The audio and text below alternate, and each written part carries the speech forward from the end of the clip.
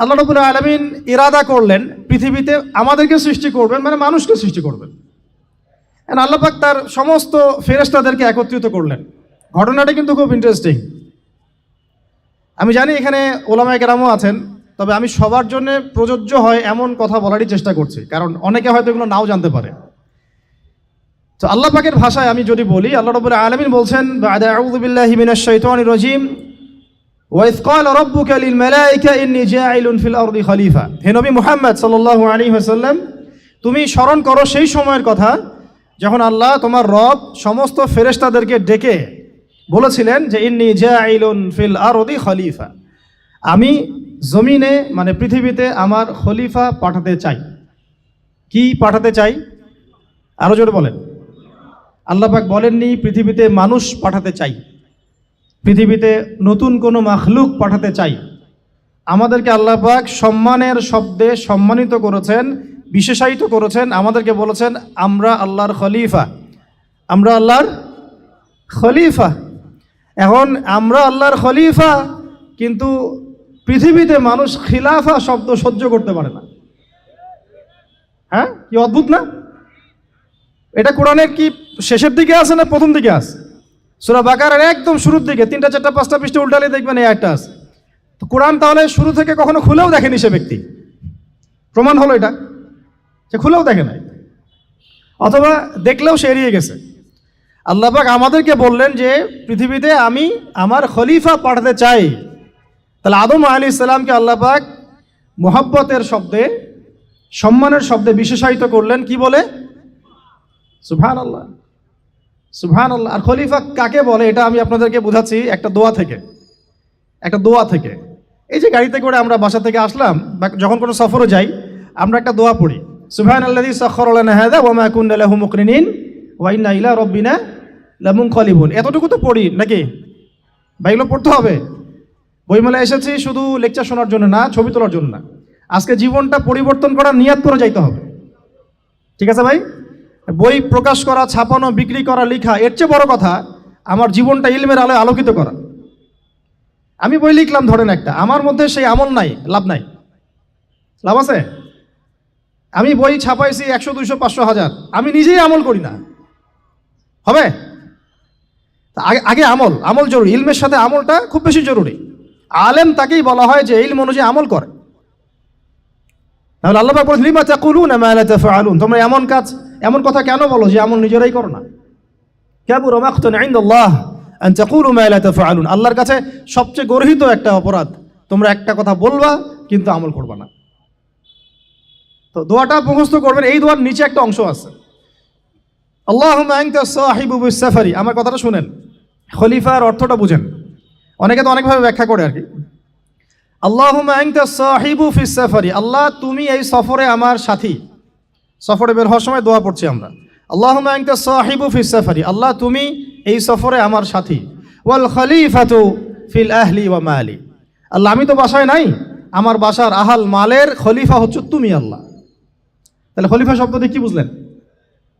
আল্লাহ আমার বাসার আহাল মালের খলিফা মানে কি? আমার স্থলাভিষিক্ত তুমি আল্লাহ। আমি ওখানে নাই বাসায়, আমি সফরে বের হয়ে গেছে, আমার স্ত্রী, আমার সন্তান, আমার মাল, আমার জান, এগুলোর দায়িত্ব তোমার, তুমি খলিফা। কত চমৎকার দোয়া। তাহলে পৃথিবীতে আমি আমার খলিফা পাঠাতে চাচ্ছি, তার অর্থ কি? আল্লাহ রাব্বুল আলামিন এই পৃথিবীতে আমাদেরকে তার প্রতিনিধি বানিয়েছেন। সুবহানাল্লাহ, সুবহানাল্লাহ।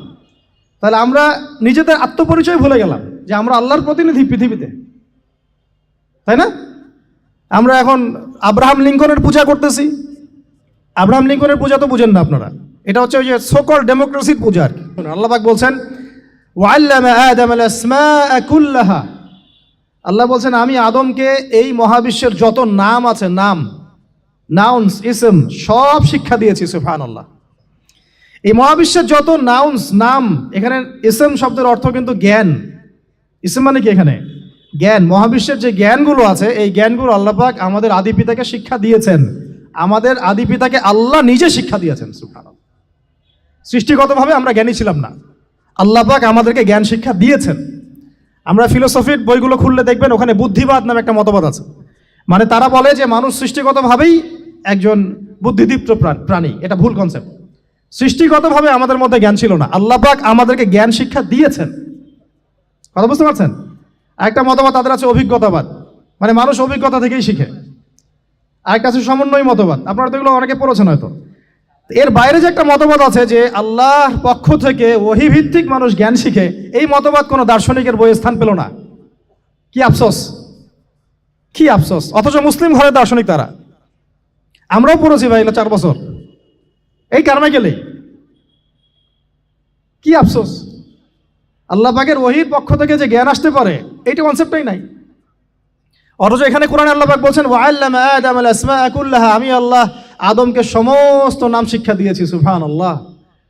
এরপরে এই যে জ্ঞান আদম আলাইহিস সালামকে আল্লাহ পাক শিক্ষা দিলেন, এর ফলশ্রুতিতেই আল্লাহ পাক বললেন যে ওয়াইজ কুলনা লিল মালাইকা উসজুদু লি আদম, হে ফেরেশতারা তোমরা এখন আদমকে সিজদা করো। কি ফেরেশতাদেরকে দিয়ে আল্লাহ পাক আমাদের পিতাকে সিজদা করালেন কিসের মানদণ্ডে? কিসের কারণে? জ্ঞানের কারণে। জ্ঞানের কারণে ফেরেশতাদেরকে আল্লাহ পাক বললেন যে এই নামগুলো বলে দাও তো তোমরা। তারা বলতে পারলো না, তারা বললো লা ইলম আল্লাহুম্মা লা ইলমা লানা ইল্লা মা আল্লামতানা, আল্লাহ আমাদের তো সেই জ্ঞান নাই, শুধু ওইটুকু জ্ঞান আছে যা আপনি আমাদেরকে শিখিয়েছেন। তখন আল্লাহ পাক বলেছিলেন যে আমি যা জানি তোমরা তা জানো না, আমি কি বলি নাই যে আমি আসমান জমিনের গায়েবের সব খবর জানি? তখন আল্লাহ বললেন যে তোমরা সবাই সিজদা করো আদমকে। তাহলে আমাদের পিতাকে খলিফা করা হলো, জ্ঞান শেখানো হলো, আল্লাহ পাক নিজে শেখালেন, ফেরেশতা মণ্ডলীদের দিয়ে সিজদা পর্যন্ত করালেন কিসের মানদণ্ডে? আরো আসতে বলেন।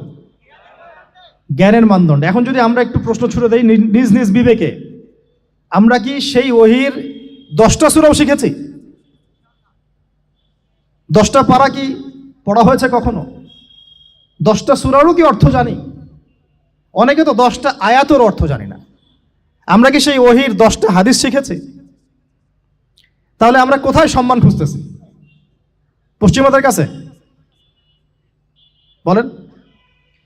সত্যি সবচেয়ে আফসোস লাগে আমার একটা জিনিস, যে মুসলিমরা আমরা এখন আমাদের আত্মপরিচয় ভুলে যাচ্ছি, আর আল্লাহ পাক আমাদেরকে যেখানে সম্মান রেখেছেন ওইখানে সম্মান না খুঁজে আমরা অন্যের দাসত্বের সম্মান খুঁজতেছি।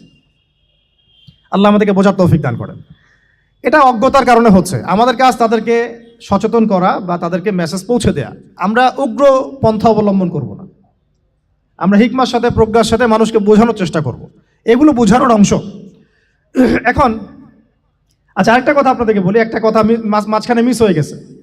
এই যে আল্লাহ পাক আমাদেরকে খলিফা করে পাঠিয়েছেন, খলিফার কাজ কি? এটা প্রশ্ন না? আমাদের কাজ কি তাহলে? এই কাজটা আল্লাহ পাক আবার ব্যাখ্যা করেছেন সূরা সদের মধ্যে। কোন সূরায়? সূরা সদ। সদ নামে একটা সূরা আছে, সূরা ইয়াসিনের আগে পড়ে পাবেন। তো এখানে আল্লাহ পাক আরো একজন নবীকে তার খলিফা বলেছেন, সেই নবীর নাম দাউদ আলাইহিস সালাম। আল্লাহ পাকের নকশায় সব আঁকা আছে কখন কি হবে। কে কে কল্পনা করেছিল যে আজকে আপনারা বসে এখানে দিনের আলোচনা করবেন? হ্যাঁ, কল্পনা করা যায় তো? যে শব্দগুলো আপনারা বলছেন এগুলো বললেই তো নাই গায়েব, তো এখন বলছেন। কেউ কি কল্পনা করেছিল যে হঠাৎ করে এমন একটা সময় চলে আসতে পারে? কেউ কিন্তু কল্পনা করেনি, আল্লাহ পাকের নকশায় ছিল। এখানে আমাদের একটা আফসোসের কথা, এখানে মাস্টার মাইন্ড আল্লাহ রাব্বুল আলামিন। প্রকৃত মাস্টার মাইন্ড কে? আমরা ক্রেডিট নেওয়ার প্রতিযোগিতায় ব্যস্ত হয়ে আছি এখন, কার কত ক্রেডিট নেওয়া যায়। এখানে একক ক্রেডিট পাওয়ার যোগ্য কেউ না, সমস্ত ক্রেডিট কার? আল্লাহ রাব্বুল আলামিন। এটা আল্লাহর সাথে গাদ্দারি করতে যায় না, তাহলে ভুল হয়ে যাবে। কারণ আমি বারবার বলেছি আপনাদেরকে, কোরআন থেকে একটা শিক্ষা আমরা শিখেছি, একটা কম যখন মাজলুম থাকে, দুর্বল মাজলুম জুলুমের শিকার হচ্ছে, আল্লাহ পাক সেই কমটাকে বাঁচান, কোনো না কোনো একজন ত্রাণকর্তাকে পাঠান, কোনো একটা সূরাতে আল্লাহ পাক সেই কমকে বাঁচায় দেন। আবার যদি এই নিয়ামতটা পাওয়ার পরে ওই কম আবার এই জুলুম শুরু করে, আবার আল্লাহ দ্রোহিতা শুরু করে, আল্লাহ পাক তার চেয়ে বড় জালেম চাপাই দিবে। কথা বুঝতে পারছেন?